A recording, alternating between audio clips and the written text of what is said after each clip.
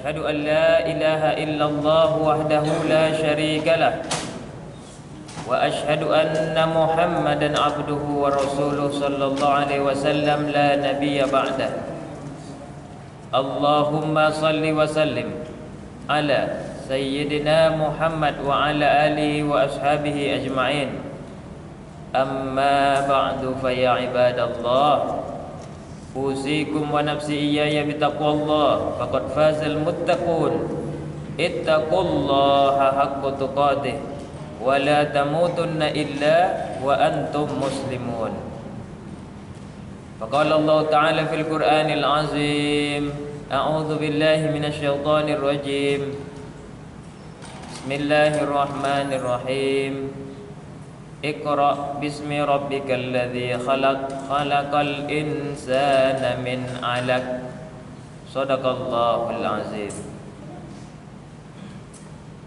Kaum muslimin as-shaimin, sidang jemaah Jumat yang dimuliakan Allah. Pada Jumat ini marilah sama-sama kita tetap bertakwa dengan mengerjakan perintah-perintah Allah. Kita tinggalkan larangan-larangannya Allah. Lalu kita bersyukur dengan melafazkan alhamdulillahirabbil alamin. Allah Tuhan kita semua, pencipta alam langit dan bumi, telah memberikan kita nikmatnya. Siapapun di antara kita yang masih ada hidup di muka bumi pasti mendapatkan karunia dari Allah. Banyak nikmat itu sehingga kalau kita hitung-hitung nikmat tersebut, kita mungkin tidak akan sanggup untuk menghitungnya. Salawat beriringkan salam. Tak lupa pula kita hadiahkan kepada junjungan alam Nabi kita, Nabi besar Muhammad sallallahu alaihi wasallam. Allahumma salli ala Sayyidina Muhammad wa ala ali Sayyidina Muhammad. Ditambah lapas salamnya, assalamu alayka ayyuhan nabiyyu wa rahmatullahi wa barakatuh. Mudah-mudahanlah kita mendapat pertolongan syafaat Rasulullah sallallahu alaihi wasallam itu berguna baik di dunia maupun di akhirat. Amin ya rabbal alamin. Sekarang kita sudah memasuki 10 yang kedua atau yang di tengah di dalam Ramadan tahun ini. Ini sudah puasa yang ke-16. Nanti maghrib kita sudah memasuki nuzulul Quran atau 17 Ramadan. Tak terasa cepat waktu. Al-Quran adalah petunjuk bagi semua manusia. Sesuai dengan firman Allah, Bismillahirrahmanirrahim, Syahrul Ramadan alladzi unzila fihil Quran hudal linnas wa bayyinatin minal huda wal furqan. Bulan Ramadan adalah diturunkan di dalamnya Al-Quran,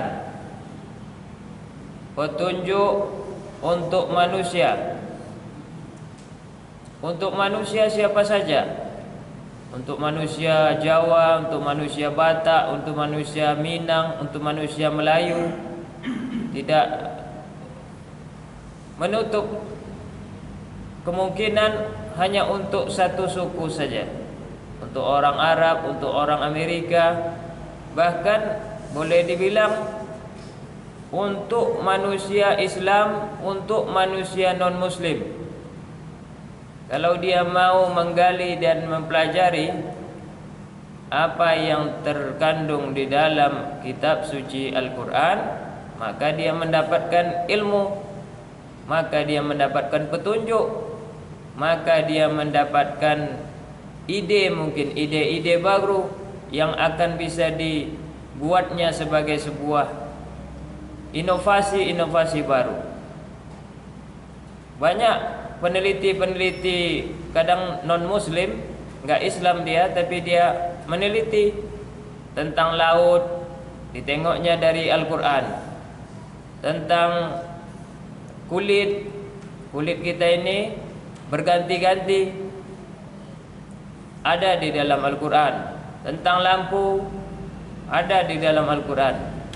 Tentang ibu yang mengandung, ada juga di dalam Al-Quran.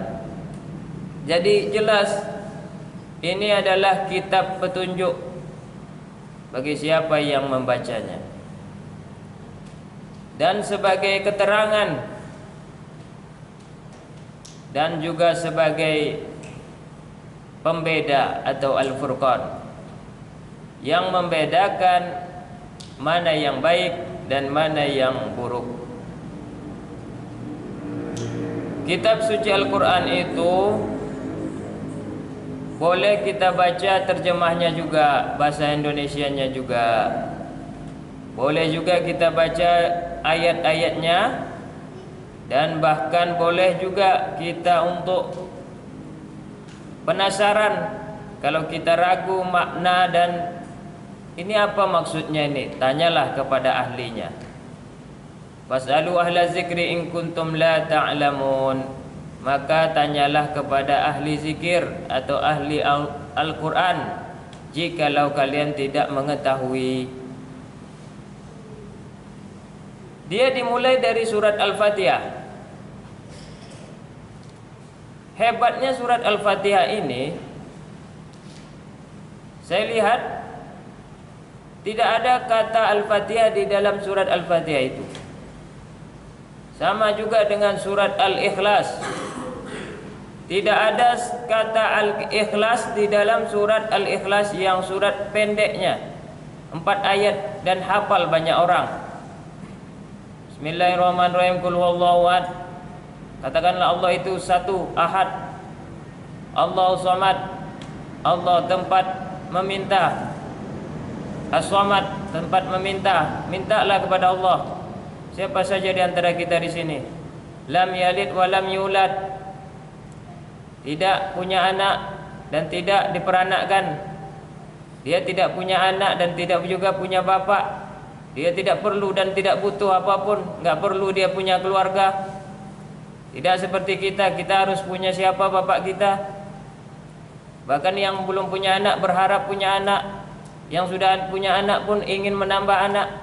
Allah tidak punya itu. Walam yakul lahu kufuwan ahad.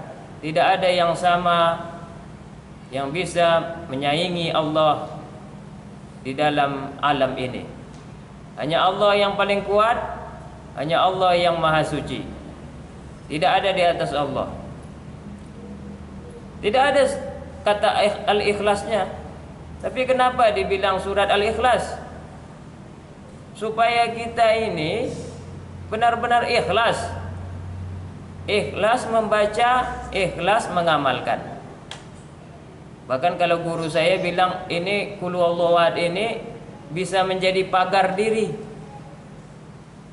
Baca aja Qul huwallahu ahad ini. Sering-sering baca Qul huwallahu ahad ini bagus sekali. Sebelum tidur kita bacalah 3 kali. Bismillahirrahmanirrahim. Qul huwallahu ahad, Allahu samad, lam yalid wa lam yulad wa lam yakul lahu kufuwan ahad. Qul huwallahu ahad, Allahu samad, lam yalid wa lam yulad wa lam yakul lahu kufuwan ahad. Qul huwallahu ahad, Allahu samad, lam yalid wa lam yulad wa lam yakul lahu kufuwan ahad. Dah tidur. Mau jam 1 kita tidur, mau jam 10, mau jam 2. Karena ini sama dengan menghatamkan Al-Quran. Pernah Aisyah istrinya Nabi ditanya, "Hai Aisyah istriku, sebelum kau tidur tolong pertama hatamkan Al-Quran. Kedua, muliakan aku dan seluruh para nabi, baik dari Nabi Adam sampai Nabi Muhammad. Yang ketiga, berbuat baik kepada seluruh orang beriman." Bagaimana cara menghatam Al-Quran? Al-Quran itu banyak. sebelum kita tidur. Bertanya Aisyah. Lalu Rasulullah bersabda dengan cara membaca surat Al-Ikhlas 3 kali. Bagaimana saya memuliakan engkau dan memuliakan seluruh nabi, senior-senior kamu? Dengan cara berselawat dan salam. Berselawatlah kepadaku. Allahumma salli ala Sayyidina Muhammad wa ala ali Sayyidina Muhammad. Dan ya Allah, limpahkanlah salawat dan salam kepada seluruh para nabi. Bagaimana berbuat baik kepada orang yang beriman? Semuanya. Minta ampunlah kepada Allah supaya orang-orang beriman apabila ada kesalahannya diampuni. Allahumma ighfir lil muslimina wal muslimat wal mu'minina wal mu'minat. Kalau mau dilengkapi al ahya'i minhum wal amwat. Innaka sami'un qaribun mujibud da'wat. Amin wa ya qadiyal hajat.